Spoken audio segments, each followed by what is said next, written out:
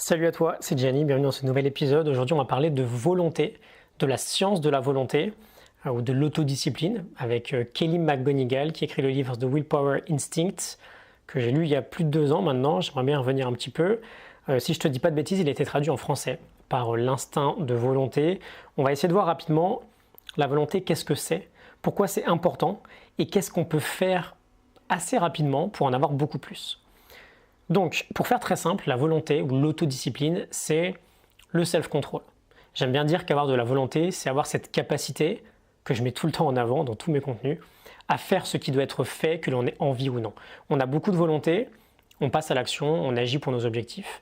On a très peu de volonté, on succombe sans arrêt à la tentation, à la gratification immédiate. Je vais prendre un exemple un peu simple, mais qui illustre pas mal. Si mon objectif, c'est d'aller courir tous les jours pour être en forme, si j'ai 10 sur 10 en volonté, je vais courir tous les jours, peu importe la météo, peu importe la fatigue, peu importe n'importe quelle condition extérieure qui pourrait freiner plus de la moyenne des gens, plus de la moitié des gens, pardon. J'ai 0 sur 10 en volonté. La moindre minuscule excuse, je reste chez moi, sous la couette ou devant Netflix et j'ai plus du tout envie d'aller courir. Juste petite parenthèse, j'ai rien du tout contre la couette ou contre Netflix. Juste apparemment, dans notre exemple, ce n'était pas notre objectif initial. Alors, pourquoi c'est important ? On vient de le voir en fait. Si j'ai pas de volonté, je passe pas à l'action sur ce qui est vraiment important pour moi, sur une base très récurrente. Et on va aller un peu plus loin, on montre assez facilement aujourd'hui que ceux qui ont plus de volonté que les autres sont par exemple plus heureux, plus riches, ont de meilleures relations, de meilleures carrières, gèrent mieux le stress, gèrent mieux les obstacles et même ils vivent plus longtemps. D'ailleurs, dans les écoles, on remarque que le niveau d'autodiscipline, de volonté d'un enfant, c'est un bien meilleur prédicteur de succès pour son avenir que son niveau de quotient intellectuel. Donc on veut développer, je pense que tu es convaincu à ce stade, cette fameuse capacité à être capable peut-être de souffrir sur le court terme, souffrir entre guillemets, mais reporter le plaisir immédiat pour l'échanger contre du bonheur sur le long terme. Parce qu'on regrette très rarement d'avoir agi et d'être passé à l'action. La volonté, c'est vraiment la reine des vertus. Comment on la développe, comment on la cultive ? On va peut-être en parler un peu prochainement là, mais on va avoir une sorte de base aujourd'hui avec un conseil très simple qui peut paraître complètement stupide en fait. Mais je vais t'expliquer pourquoi ça fonctionne. On va se mettre en situation, je reprends mon exemple de tout à l'heure. Je sais que je dois aller courir, mais sur le moment j'ai un petit coup de flemme, j'ai bien plus envie d'allumer la télé que de sortir et de souffrir pendant 30 minutes. Qu'est-ce que je fais pour m'aider à passer un peu plus à l'action ? Il y a un principe qu'il faut bien comprendre avant d'aller plus loin, c'est le fight or flight response, la réponse combattre ou fuir.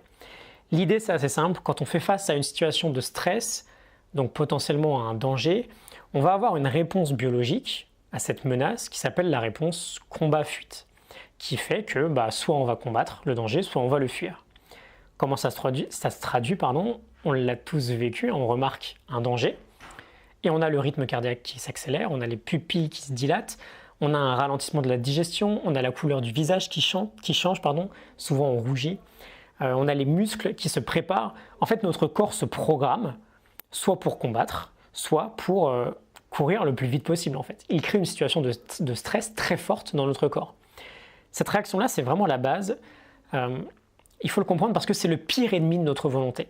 On peut être sûr à 100% qu'en état de stress, en état de conflit, on ne va pas faire preuve d'autodiscipline.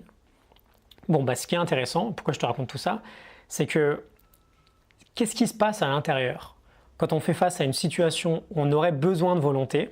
Typiquement, je suis dans le salon, j'ai envie d'aller courir, mais je préfère rester à ne rien faire parce que c'est plus facile.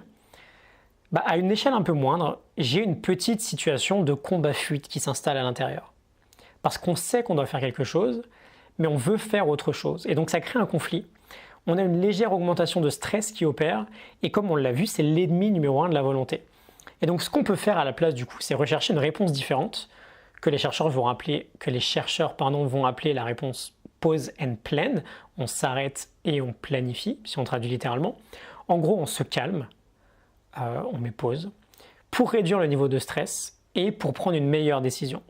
On veut ralentir notre respiration, ralentir notre rythme cardiaque et du coup ça va être ça l'idée, tu vas me dire qu'elle est complètement stupide, mais juste donne-lui une chance, tu verras la prochaine fois. Si tu te retrouves dans une situation où tu veux céder à la tentation, ralentis ton système. ralentis juste ton système. Tu prends 2-3 grandes respirations. On peut le faire là par exemple. On inspire sur 6, on tient 2 et on expire sur 8. On va le faire pour de vrai, ok? Fais-le avec moi. On inspire sur 6.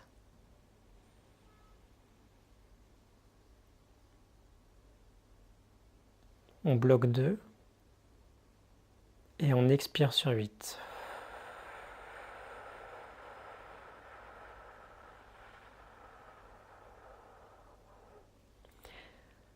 Ça fait tellement de bien, tu le fais 3-4 fois, ça te fait une petite minute de méditation, tu verras que tu seras bien plus à même de faire preuve de plus de volonté. Rien que de le faire une seule fois, ça fait énormément de bien.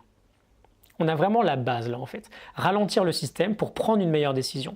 Dès qu'il y a un conflit ou un petit stress, il y a forcément une sorte de combat-fuite qui va s'installer dans notre corps et c'est notre pire ennemi si on veut être discipliné, donc on ralentit notre système. Je te laisse la morning note, j'espère que ça t'a parlé, je te laisse la morning note du livre The Willpower Instinct de Kelly McGonigal en description, si jamais tu veux aller voir ça. Et je te retrouve demain pour un nouvel épisode, like et partage si ça t'a plu, à demain, salut.